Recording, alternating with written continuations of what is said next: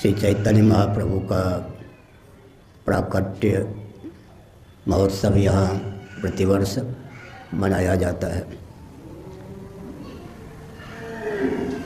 चैतन्य महाप्रभु के लाड़ प्यार का नाम निमाही था। नींब के वृक्ष के नीचे के कक्ष में उनका प्रादुर्भाव हुआ था।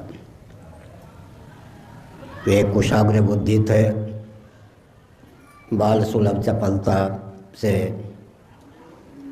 माता पिता और परिजनों को प्रबंधित करते थे। विद्या अध्ययन में उनकी अद्भुत रुचि थी और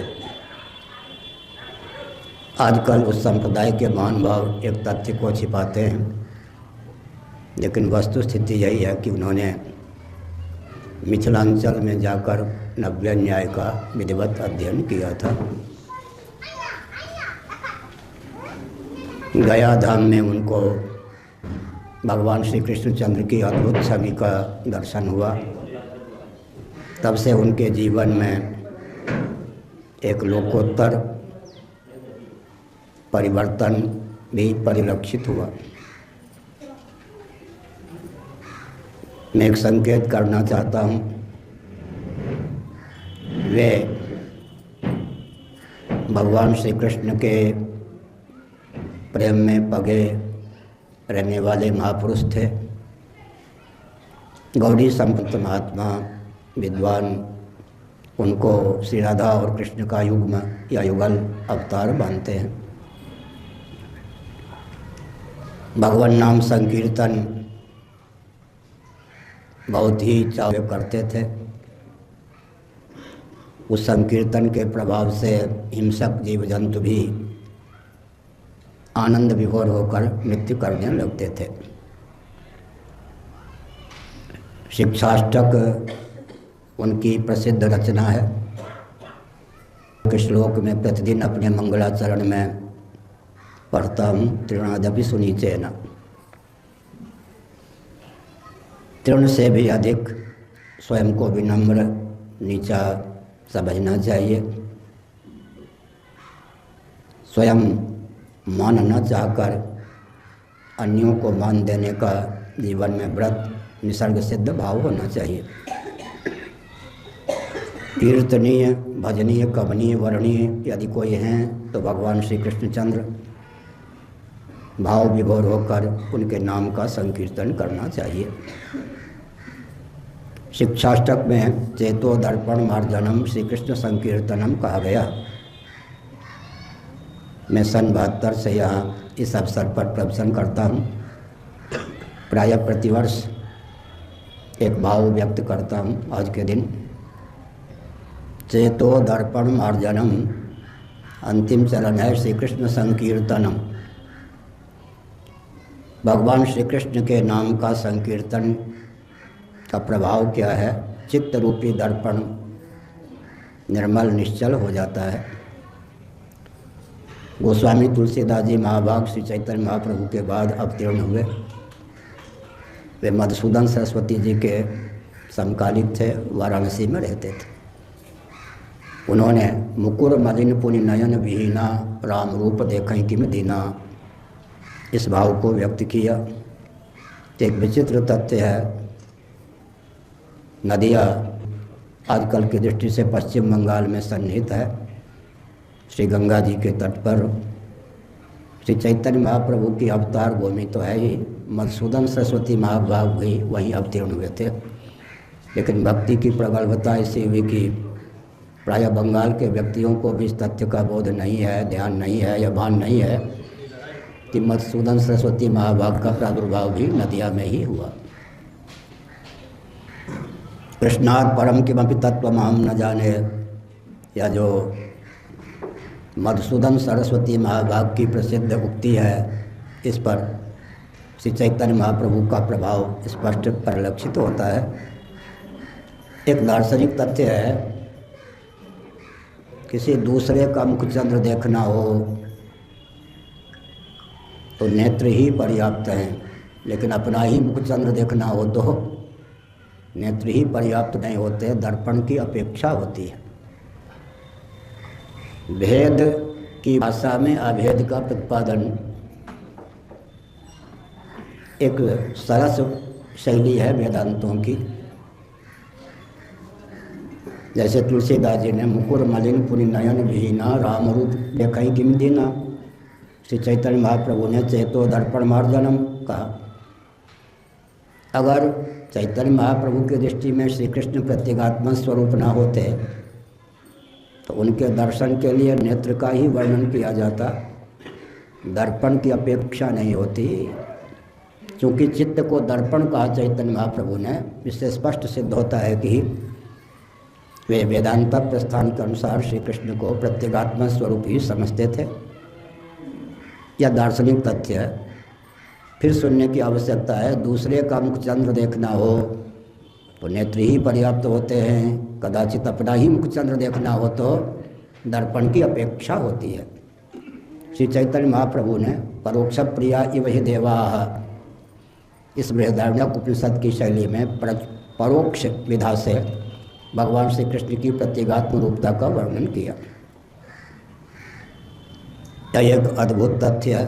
साथ ही साथ श्रीमद् भागवत पर जो प्रसिद्ध भाष्य या टीका है श्रीधर स्वामी की, इस सत्र में हमने कई बार इस तथ्य का उल्लेख किया कि गोवर्धन मठ पुरी पीठ के आचार्य श्रीधर स्वामी की कृति है।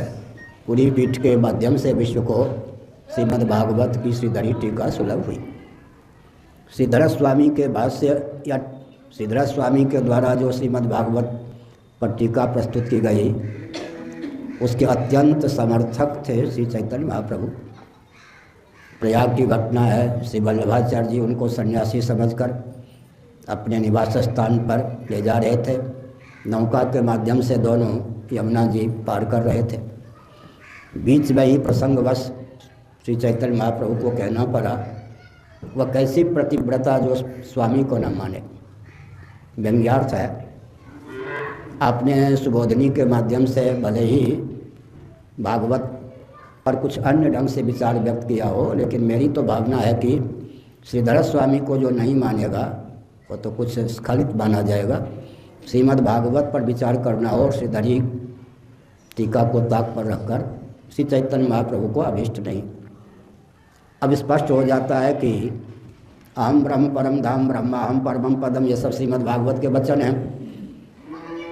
श्रीधर स्वामी के भाष्य को मानने का अर्थ ही होता है कि भगवत पाद शंकराचार्य महाभाग के सिद्धांत को श्री चैतन्य महाप्रभु पूर्णतः मानते थे। श्री कीर्तन संकीर्तन आदि का तो शंकराचार्य जी ने कभी निषेध किया ही नहीं। हमने एक दिन यहाँ बताया, भगवत पाद शंकराचार्य महाभाग पर कटाक्ष करने वाले महानुभावों को इतना तो विचार करना चाहिए कि धर्मशास्त्र कर्मकांड में उनकी कितनी आस्था रही होगी कि सन्यासी होने पर, निराग्नि होने पर भी उन्होंने अपने चिन्मय कर कमलों से अपनी माँ के शव का दाह किया। परलोक में आस्था की पराकाष्ठा, कर्मकांड में आस्था की पराकाष्ठा, श्राद्ध तर्पण आदि में आस्था की पराकाष्ठा, और भक्ति की कितनी प्रगल्भता भगवत पाद आदि शंकराचार्य में थी कि इन्होंने 144 वर्षों से दारू ब्रह्म श्री जगन्नाथ आदि का जो दर्शन सुलभ नहीं था उसको सुलभ कराया। वैशाख शुक्ल दशमी के दिन 2503 वर्ष पहले भगवत पाद आदि शंकराचार्य महाभाग ने अपने चिन्मय कर कमलों से दारू ब्रह्म श्री जगन्नाथ आदि को प्रतिष्ठित किया। उन्होंने बद्री नाथ को प्रतिष्ठित किया, द्वारकाधीश को प्रतिष्ठित किया। तो भक्ति की कितनी प्रगल्भता पराकाष्ठा रही होगी। मैंने यह भी बताया कि वो तो आकाश मार्ग से गमन ही नहीं करते थे। राजा अमरुक के सब शरीर में अपनी पूरी अष्टक से जीव कला को प्रविष्ट कर 6 महीने से अधिक अवधि तक रहे। पर काया प्रवेश आदि में भी दक्ष ही थे। तो योग की दृष्टि से, ज्ञान की दृष्टि से, भक्ति की दृष्टि से, कर्मकांड की दृष्टि से समग्र वेदार्थ को चरितार्थ करने वाले भगवत पाद आदि शंकराचार्य महाभाग की परंपरा में दशनामी सन्यासी चैतन्य महाप्रभु थे। इतिहास तो अपनी जगह इतिहास को अन्यथा करना बहुत अच्छा नहीं है, जघन्य अपराध है। दंडी स्वामी थे, श्री कृष्ण चैतन्य भारती उनका नाम था, दशनामी सन्यासी थे। यह बात दूसरी है कि मैं संभल के ही बोलता हूँ, उनके ही अनुगमन करने वाले नित्यानंद जी ने दंड को गंगा जी में प्रवाहित कर दिया। इससे चैतन्य प्रभु को अत्यंत खेद हुआ। प्रतिक्रिया के रूप में जो उन्होंने कदम उठाया उसका वर्णन करना यहाँ उचित नहीं समझता, किसी को ठेस न लग जाए। तो हमने क्या संकेत किया कि भारती नामा दंडी स्वामी थे, और एक जो भ्रांति है कि प्रबोधानंद जी वाराणसी में रहते थे, अद्वैत संप्रदाय के दिग्गज विद्वान, प्रस्थानत्रयी शंकर भाष्य पढ़ाने वाले, उन्होंने अपना सिद्धांत छोड़कर चैतन्य महाप्रभु का अनुगमन किया, ये भी भ्रांति है। प्रबोधानंद जी महाभाग वृंदावन शतक ये सब, यत्र प्रविष्ट सकलोपि जंतु आनंद सच्चिद घनता मुपैति, ये वेदांत नहीं है क्या? ब्रह्म में प्रवेश का वर्णन भगवद गीता में भी है या नहीं? 18वें अध्याय में विशते तदनंतरम। वृंदावन शतक में वृंदावन की महिमा क्या है? यत्र प्रविष्ट सकलोपि जंतु आनंद सच्चित घनता मुपैति, सैंधव घनवत बृहदारण्योपनिषद है। तो चैतन्य महाप्रभु के संपर्क में आने पर प्रबोधानंद जी ने अपने सिद्धांत का त्याग नहीं किया, बल्कि संकीर्तन के भगवत भक्ति के प्रेमी हो गए। अगर संकीर्तन के प्रेमी होने से कोई द्वैतवादी हो जाए तो नारद जी ही द्वैतवादी गिने जाएंगे। क्या? संकीर्तन तो मैं करता हूँ, संकीर्तन में करता हूँ। और जब नैमिषारण्य में 25 एकड़ वन विभाग मेरे पास था गोमती के तट पर, वहाँ मेरी अनुमति के बिना कोई प्रवेश भी नहीं कर सकता था। 32 साधक रहते थे। तो मोर हमारे मित्र बन गए थे। हम भगवान नाम का संकीर्तन करते और मोर नाच नाच के अपनी काकली बोली में बोलते, मोर की बोली में बोलते। संकीर्तन तो हम लोग भी करते हैं, इसका अर्थ तो नहीं है कि हम आत्मा की ब्रह्मरूपता को नहीं मानते। यह जो भ्रांति है कि तत्वज्ञ भगवत भक्त नहीं होता, श्रीमद् भागवत का जो प्रकरण वहाँ चल रहा है यही तो है ना। भगवत भक्ति की उपेक्षा तत्व कैसे करेंगे? वो तो श्री राम कृष्ण आदि को निरावरण ब्रह्म मानते हैं। अब कोई भक्ति की प्रगल्भता की दृष्टि से चैतन्य महाप्रभु को कहीं किसी और रूप में प्रस्तुत करे तो मुझे कोई आपत्ति नहीं है, लेकिन मैं एक संकेत करना चाहता हूँ, शिष्यों से ही खतरा होता है। हरिहर, भगवान हरिहर के अत्यंत उपासक नानक देव जी थे, मेरे पास प्रमाण है। नानक देव जी हरिहर के अत्यंत उपासक थे। उनके अनुयायियों ने उनको कहाँ जाकर रख दिया? अनुयायियों से ही खतरा होता है। हरिहर के अत्यंत उपासक कौन? नानक देव जी। उनके अनुयायियों ने कहाँ जाकर उनको रख दिया? तो यह भी एक ध्यान रखने की आवश्यकता है कि जो शिष्य प्रशिष्य होते हैं उन्हीं से अधिक खतरा होता है। तो श्री चैतन्य महाप्रभु को केवल भगवत भक्त के रूप में प्रस्तुत किया जाए तो भी मुझे प्रसन्नता है। कदाचित उनको श्री राधा कृष्ण का युग्म अवतार माना जाए तो भी प्रसन्नता है। मैं आपको संकेत कर दूं कि 50 बार तो कम से कम मैंने श्री चैतन्य महाप्रभु का जीवन चरित नैमिषारण्य में पढ़ा होगा। कम से कम 50 बार प्रभुदत्त ब्रह्मचारी जी महाभाग के द्वारा विरचित ही नहीं चर्चन चर्चावली, बल्कि चैतन्य चंद्रोदय आदि जो संस्कृत के ग्रंथ हैं गौड़ी संप्रदाय के महान भावों के द्वारा विरचित, उसको भी कई बार मैंने पढ़ा है। इसलिए मधुरिम रसवापी या जो मैं अपने भगवान को सुनाता हूँ गाकर पूजन के समय, ये भी चैतन्य महाप्रभु के अनुगत महान भाव जो यहीं रहते थे वृंदावन में, उनके द्वारा विरचित है। तो हमने संकेत किया कि श्रीमद् भागवत के और विष्णु सहस्रनाम के, जो कि महाभारत का एक अंश है, जिन वचनों को लेकर श्री चैतन्य महाप्रभु को अवतार माना गया है उस पर भी विचार करने की आवश्यकता है। मैं समर्थन में ही बोल रहा हूँ। 11 स्कंद में युगानुरूप भगवान के गौर, पीत इत्यादि श्याम आदि विग्रह का वर्णन है। गौड़ी संप्रदाय के मान्य आचार्यों की दृष्टि से मैं बोल रहा हूँ, अपनी ओर से कोई कल्पना नहीं।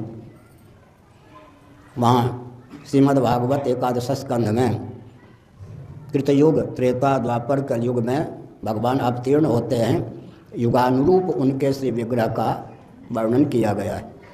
उससे लिया गौड़ी संप्रदाय के महान भावों ने कि गौरांग थे, गौरवर्ण के थे, एक अवतार वहाँ से सिद्ध किया। भविष्य पुराण आदि भी मुझे पता है कहाँ क्या लिखा है, मैं संकेत करता हूँ। विष्णु सहस्रनाम से लिया कि संकीर्तन करे और कीर्तन प्रेमी हो, कीर्तन का भी प्रेमी हो, वहाँ से ले लिया। इन दोनों तीनों वचनों को मिलाकर गौड़ी संप्रदाय के मान्य आचार्य जिन्होंने श्रीमद् भागवत पर भाष्य लिखा है, उन्होंने उन्हें अवतार सिद्ध किया। और साथ ही साथ एकं ज्योतिरभूद्वेधा राधा माधव रूपकम, तस्मात् ज्योतिरभूद्वेधा राधा माधव रूपकम ऋग्वेद का परिशिष्ट है। साथ ही साथ सम्मोहन तंत्र गोपाल शास्त्र नाम का भी वचन है। एक जगह एकम है, एक जगह तस्मात है, इतना ही पाठांतर है। इस आधार पर श्री राधा रानी वृषभानु नंदिनी निभृत निकुंजेश्वरी का जो श्री कृष्ण चंद्र परमानंद कंद सुधासेन मदन मोहन के प्रति अखंड प्रीति है, और श्री कृष्ण चंद्र परमानंद कंद सुधासेन मदन मोहन की जो प्रीति की प्रगल्भता राधा रानी वृषभानु नंदिनी निभृत निकुंजेश्वरी के प्रति है। दोनों के युग्म रूप अवतार के रूप में श्री चैतन्य महाप्रभु को गौड़ी संप्रदाय के महानुभावों ने व्यक्त किया। तुलसीदास जी ने जैसे भरत जी को प्रकट किया, क्या श्री राम प्रेम पीयूष पूरन होत जन्म न भरत को। रामायणी लोग अपने ढंग से अर्थ करते हैं, लेकिन दार्शनिक धरातल पर इसका अर्थ यह होता है, भगवती सीता के हृदय में श्री रामभद्र के प्रति, रामभद्र के हृदय में भगवती सीता पराचिति के प्रति जो अखंड प्रीति है, उस प्रीति के युग्म स्वरूप ही भरत जी हैं। भरत जी ने जो श्री तुलसीदास जी ने जो भरत जी का स्वरूप रामचरितमानस में अंकित किया है, उस शैली को हम समझ सकते हैं। राधा रानी वृषभानु नंदिनी और श्री कृष्ण चंद्र परमानंद कंद सुधा सिंधु दो नहीं हैं, एक ही तत्व। थोड़ा विचार कीजिए। संभवामि आत्म माया तदात्मानम सजाम्यहम, आत्मार्था सृष्टि इसका नाम है, त्रिपाद विभूति महानारायणोपनिषद के अनुसार। तो एक ही ज्योति चित धातु जिसको हम कह सकते हैं वेदांत प्रस्थान में, जैसे भगवान संभवाम्य आत्म माया, वैसे ही भगवान युगल रूप में भी आत्म माया से व्यक्त हो सकते हैं। तो सम्मोहन तंत्र का और वेद के परिशिष्ट का वचन है कि वेदांत वेद जो सच्चिदानंद तत्व है, वह अचिंत्य लीला शक्ति के योग से स्वयं को श्री राधा कृष्ण के रूप में उद्भासित करता है। दोनों में तात्विक ऐक्य नहीं है, दोनों एक ही तत्व के अवतार। इसलिए तत्व प्रेम, तुलसीदास जी ने विविध प्रकार के प्रेम का उल्लेख किया अपने ग्रंथों में। सत्य प्रेम जहि राम पर, तत्व प्रेम मम अरु तोरा, जानत प्रिया एक मन मोरा, सो मन सदा रहत त्वहि पाही, जान प्रीति रस यत्नौ माही। तो श्री राधा कृष्ण में जो प्रेम है, उसको तुलसीदास जी के शब्दों में हम कह सकते हैं तत्व प्रेम। भगवान रामभद्र और सीता में जो प्रेम है, उसको तत्व प्रेम कर मम और तोरा, जानत प्रिया एक मन मोरा, सो मन सदा रहत त्वहि पाही, जान प्रीति रस यत्नौ माही। तो यहाँ भी समझना चाहिए कि श्री राधा कृष्ण का जो एक ही तत्व के दोनों अवतार हैं, तो एक दूसरे के प्रति जो प्रेम है, उस प्रेम को हम तत्व प्रेम कह सकते हैं। उस तत्व प्रेम के ही अवतार श्री चैतन्य महाप्रभु को माना गया है। एक व्यक्ति विरह वेदना की दशा में उतने अश्रु को विमोचित कर ही नहीं सकता है निसर्ग ढंग से, जितना कि श्री चैतन्य महाप्रभु ने किया। और पूरी